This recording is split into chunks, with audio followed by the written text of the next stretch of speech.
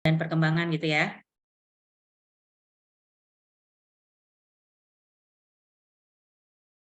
Oke. Iya benar. Ya, sudah kita bahas itu terkait dengan pertumbuhan dan perkembangan ya. Saya minta Anda coba dibaca lagi apa sih perbedaannya. Ada yang sudah membaca, mencari?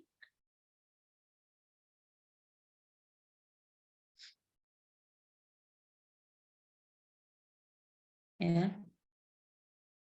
Coba saya tanya, Andi Amelia, Tenriwaru.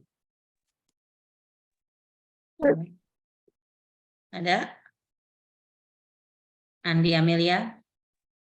Iya, Ibu. Ya. Andi orang Makassar ya? Iya, Ibu. Andi Amelia Tenriwaru. Ya. Baik, saya buka dulu ya. Assalamualaikum warahmatullahi wabarakatuh. Selamat pagi. Mohon maaf tadi lupa. Ya.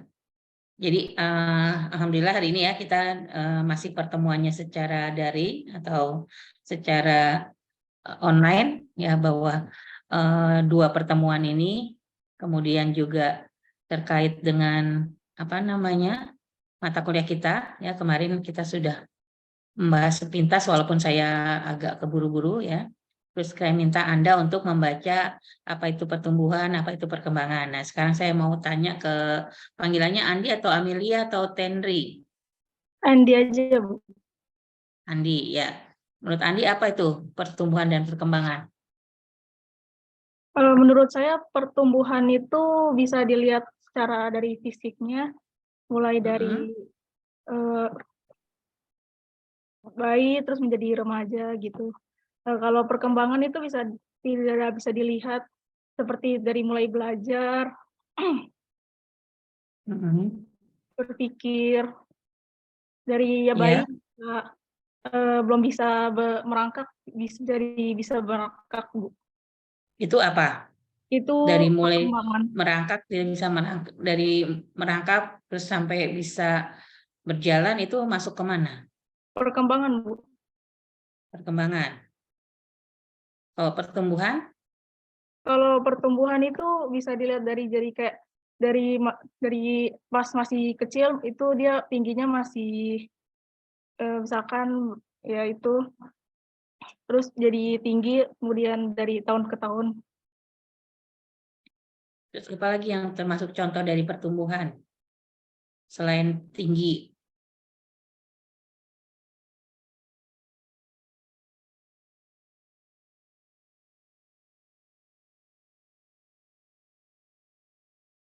Joneta, Lawili. Namanya bagus-bagus ya, nama-nama daerah ya. Violeta, ada? Ada, Bu. Ya, silakan. Apa sih contoh lain dari pertumbuhan selain yang tadi disebutkan oleh Andi? Proses bertambahnya ukuran. Ukuran apa?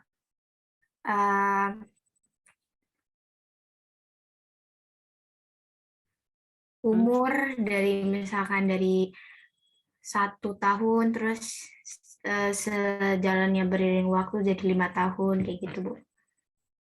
Oke. Terus kalau perkembangan, contoh lainnya? Keadaan, Bu. Apa? Nggak jelas? Keadaan, Bu. Keadaan. Ya. Keadaan apa?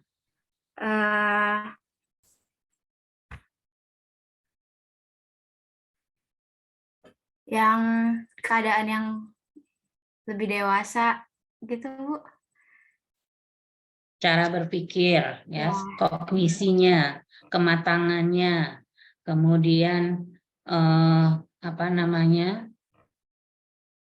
berperilakunya, ya, dia bisa membedakan, ya, baik buruk, benar salah, ya, itu masuk dari cara perkembangan, ya. Nah, kemudian tadi Anda sudah baca, ya, ada faktor endogen dan eksogen, ya. Apa sih bedanya? Siapa yang mau menjelaskan? Siti deh, Siti Fatimah. Siti Fatimah Az-Zahra. Kenapa, Bu? Tadi sudah dibaca ya LMS-nya ya. Endogen dan eksogen.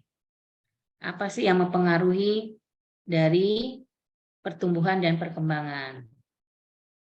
Dan sekarang yang perkembangan dulu. Silakan.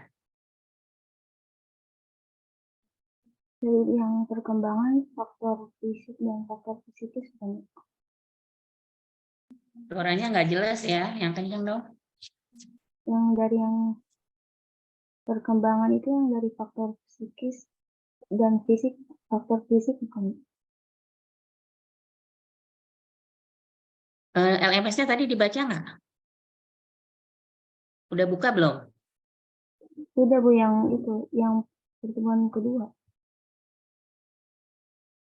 Yang pertemuan pertama, ya.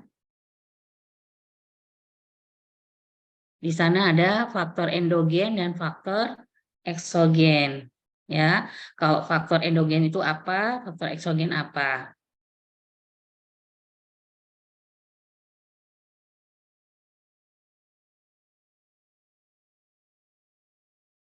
Ya, silakan.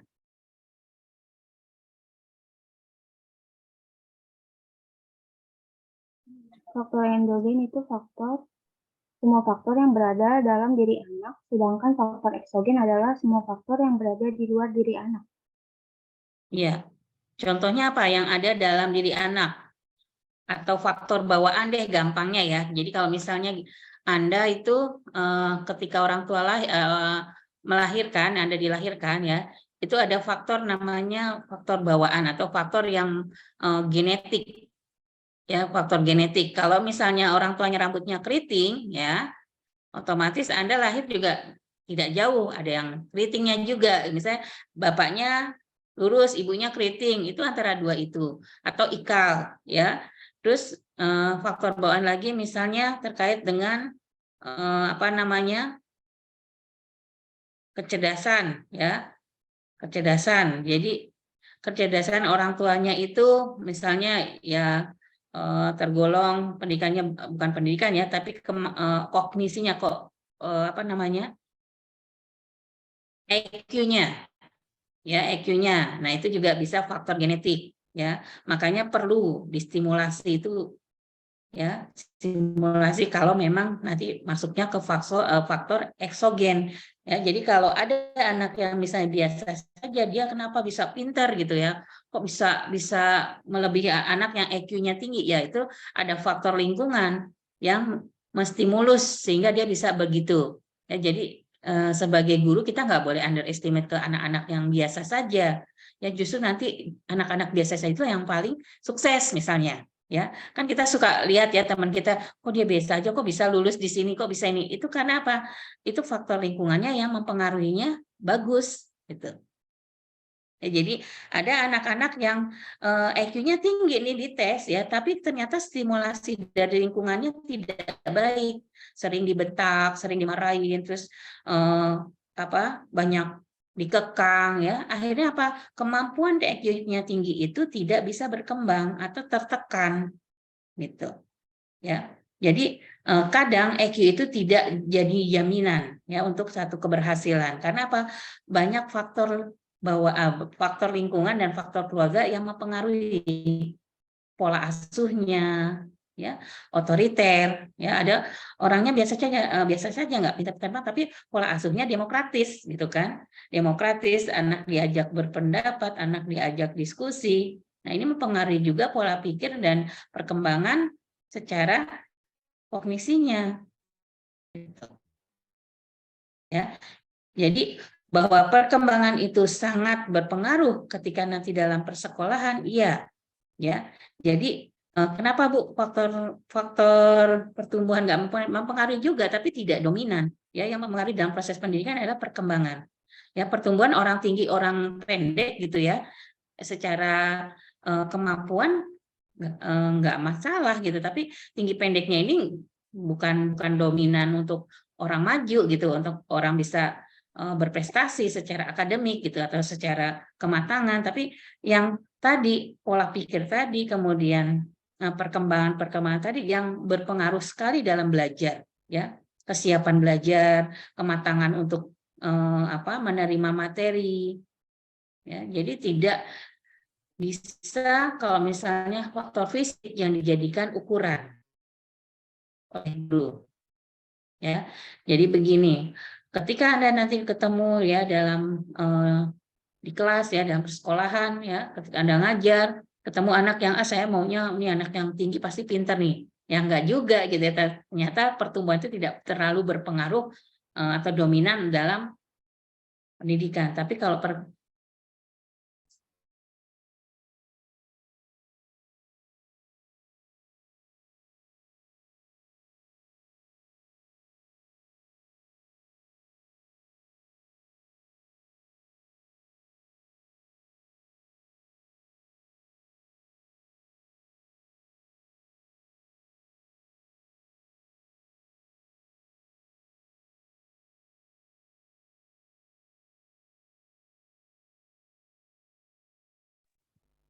ya ini mohon maaf ya, fakultas saya hari ini ada kedatangan Irjen, ada KAP, jadi saya di jalur 2 ini bolak-balik ya harus ini.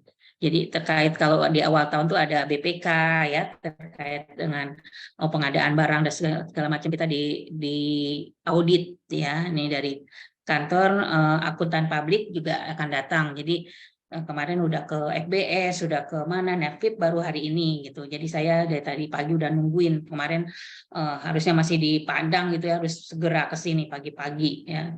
Jadi ya sudah, dan saya katakan ke Anda semua bahwa saya kan di jalur 2 ya, jalur 2 itu terkait dengan fasilitas, dengan apa namanya, kepegawaian, tenaga kependidikan gitu. Jadi semua urusan umum lah ya. Nah ini kadang ya gangguannya lagi ngajar, Bu permisi minta tanda tangan, Bu permisi harus ini harus itu ya, harap maklum ya.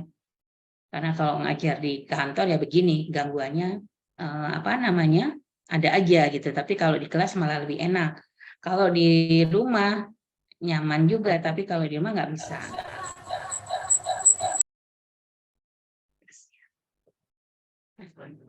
Jadi itu ya, bahwa perkembangan berpengaruh dalam proses belajar anak. Ya, kemudian bagaimana menstimulasi anak-anak itu agar secara perkembangannya optimal. Ya, Anda kan saya katakan nggak apa-apa deh kalau nggak mau jadi guru, tapi paling tidak Anda dapat ilmu pendidikan itu untuk mengajar anak Anda sendiri, mendidik anak Anda sendiri gitu. Anda nantinya akan punya anak kan, ya. Jadi nggak rugi Anda masuk ke UNJ-nya atau masuk ke pendidikan, ya karena ilmunya itu tidak ada yang mubazir, ya bahwa Anda akan bisa mendidik atau mengajarkan anak Anda sendiri. Nah, ketika sudah ada faktor bawaannya bagus, ya faktor bawaannya baik, ya kemudian secara kromosomnya tidak ada kelainan, ya tidak ada masalah, ya anak ini baik-baik saja dalam arti normal, ya normal tanda kutip ya. Kita sebenarnya ini kalau kita katakan normal ya, cek gula darah nggak normal, cek kolesterol nggak normal ya, jadi normal tanda kutip ya. Jadi kita nggak bisa mengatakan kita ini normal sempurna, pasti punya penyakit, nggak itu apa kayak kutil kayak apa kayak gitu ya. Jadi normal ya. Ada juga anak berkelainan atau anak berkebutuhan khusus, di mana anak-anak itu karena kromosomnya, karena genetiknya, karena hal-hal yang lain ya, faktor prenatalnya, natal dan postnatal berpengaruh dalam kondisi fisik dan non fisiknya. Ya, nah kalau misalnya secara faktor endogen bawaan sejak lahir anak itu biasa saja, lahir normal, ya kemudian secara pertumbuhannya juga normal ya. Nah, bagaimana mengoptimalkan perkembangannya? Tentunya harus ada stimulasi dari keluarga yang paling dekat. Ya, keluarga yang paling dekat lagi siapa? Orang tua. Orang tua yang paling dekat lagi siapa? Ya ibunya. Ya, makanya ini yang laki-laki ketika nanti ingin mencari pasangan, cari ibu atau calon istri yang ya sehat secara lahir dan batin. Ya.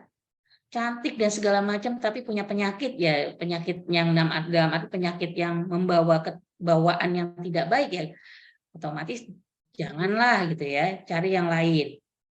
Anaknya cantik tapi setiap 8 jam epilepsi gitu ya, ya jangan juga.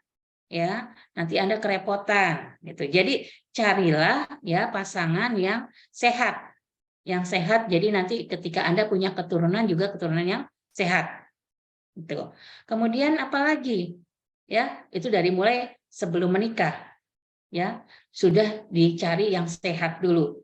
Ya, kemudian menikah, ya. Ya, bibit bobot-bobot tuh kalau orang apa ya, Jawa ya. Orang Jawa kan masih mempertimbangkan bibit bobot bebetnya. Nah, bibit bobot bebetnya itu ya, Kasih laporan perawatan hasil.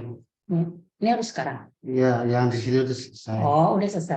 Terus sama ibu, ini kan SPK-nya ibu mengetahui sini. Gitu. Boleh nanti ya, saya tantang nanti ya. Ya. Saya ngajar dulu ya. Terima kasih. Yuk.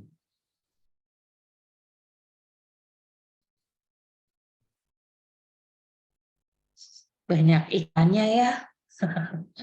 Aduh ya. Jadi itu ya.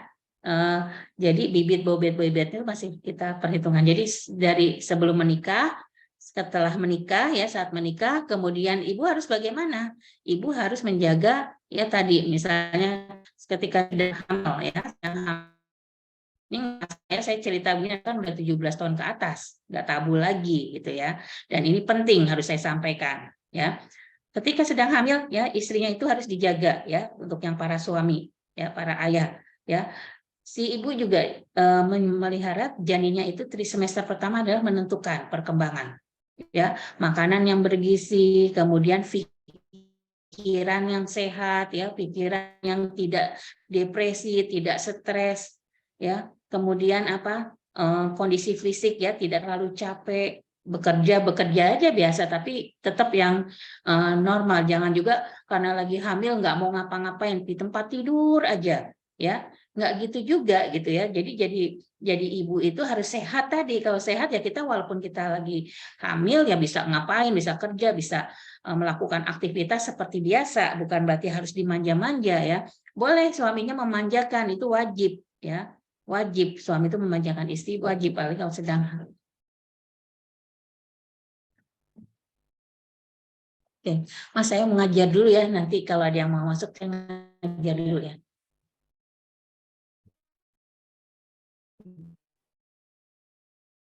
Ya, jadi udah datang. Iya. Iya. Nah, kan lagi seru-serunya nih jelasin. Aduh. Ini mohon maaf ya, AKP-nya udah KAP. 5 menit aja ya saya jelasin. Jadi ya singkat ya. Ketika sedang hamil ya, wanita itu harus menjaga kondisi kehamilannya. Semester pertama. Ingat-ingat saya baru menjelaskan semester pertama ya. Ya, 3 bulan pertama. Ya. Kalau nggak doyan makan ya dipaksa harus makan karena bayi itu, janin itu butuh makan, butuh nutrisi. Ya, Bu, saya kalau makan itu mual segala macam. Iya, itu bawaan ketika hamil, memang ada yang ngidam, ada yang mual, itu macam-macam, tergantung fisik masing-masing. Tapi kita harus lawan, ya. Saya udah kasih tahu nih ke para calon ibu, harus lawan, harus makan. Bu, saya tuh kalau hamil pengennya makannya yang ini, ya, nggak doyan nasi, nggak doyan apa-apa, ya, nggak boleh, harus 4 sehat 5 sempurna. Sedikit tapi pelan-pelan, ya, karena kita sering dengar tuh di daerah-daerah kalau pas lagi hamil tuh makannya tanah, ya, tanah yang kayak bata itu kan nutrisi dari mana, gizi dari mana, ya. Maunya begitu Bu nyidamnya, ya kita harus lawan karena itu bukan makanan, tanah, gitu kan. Ya sesuai kebiasaan kita makan nasi, makan sayur, makan lauk, ya, buah, ya, vitamin, ya. Kemudian aktivitas yang berat-berat dikurangi karena kalau kita melakukan yang berat biasanya nanti ada ketidakkuatan masing-masing wanita tuh punya kekuatan rahim masing-masing. Ya, ada yang aktivitas turun naik tangga udah tahu keguguran ya, nggak jadi. Terus ada yang juga udah lari naik ojek segala macam masih kuat ya, itu memang fisiknya beda-beda, rahimnya beda-beda. Ya, Allah tuh 1000 orang ya 1000 rahim yang diciptakan yang punya kemampuan di sana yang kita harus jaga itu. Jadi kita nggak bisa menyamakan juga semua wanita tuh kuat semua, nggak bisa. Tapi secara karakteristik ya, bahwa wanita hamil namanya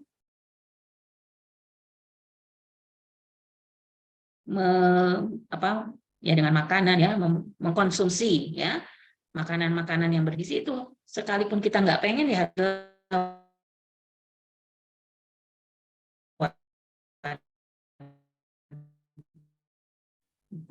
ya, yang bapak-bapaknya tugasnya apa ya, karena jadi suami saya pengen makan tanah ya nggak bisa, saya pengen makan yang malah bikin penyakit gitu, jangan tuh.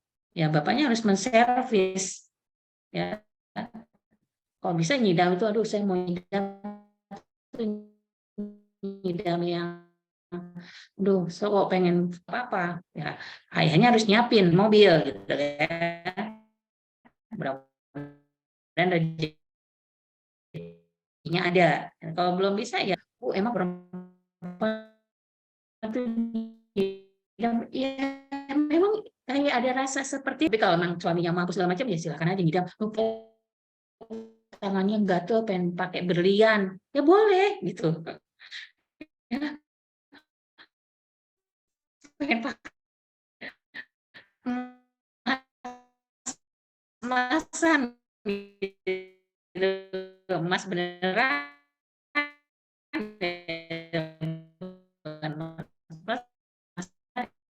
boleh gitu, enggak ya, bahwa istri punya keterbatasan juga kalau lagi begitu tuh, kadang letihnya lebih cepat ya, capeknya tolongnya lebih cepat, biasanya nggak capek kok hamil nih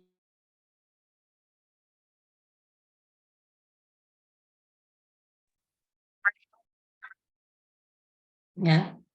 Oke, saya ini dikasih kode nih ya sama bahwa KAP-nya sudah hadir, ya sudah datang. Saya harus dampingin ya. Saya khawatir ada apa yang diperlukan ya. Jadi saya nggak mau ada yang terlewat. Mohon maaf ya. Kita kuliahnya ya beginilah ya. Mau tidak mau, suka tidak suka ya. Saya punya aktivitas atau punya tanggung jawab yang begini, yang kadang lagi kuliah ya diganggu padahal udah minta waktu ya, tadi ternyata tamunya udah datang gitu ya. Saya minta ya di sana ada diskusi di LMS dan ada tugas, tolong dikerjakan aja ya, gampang kok, cuma berapa soal gitu ya, dijawab saja ya untuk latihan, bukan berarti apa ya jadi bagaimana beban, enggak ya, tapi itu coba aja sambil dijawab ya. Paling tidak baca terus menjawab soalnya, mengerjakan tugasnya. Ya, itu dulu ya, Izin Haikal. bertanya, Bu. Terima kasih. Ini mohon maaf lagi-lagi saya ada gangguan. Maaf, izin bertanya, Bu. Tidak mau seperti ini, tapi ya mau apa lagi gitu ya. Baik ya, terima kasih atas perhatiannya. Mohon Izin- maaf. izin bertanya, Ketemu Bu. lagi insya Allah pekan depan. Ya, silakan. Untuk yang LMS diskusi dan tugasnya berarti yang pertemuan 2 ya, Bu? Ya, Oke, baik. Terima kasih, Bu. ya, pertemuan 2, pertemuan 1 udah lewat kan, pertemuan hari ini aja ya. Itu dulu, terima kasih, saya akhiri. Assalamualaikum warahmatullahi wabarakatuh, salam sehat, tetap semangat, sampai ketemu pekan depan. Terima Waalaikumsalam. kasih, saya Terima keluar kasih, grup Bu. ya, keluar Zoom ya.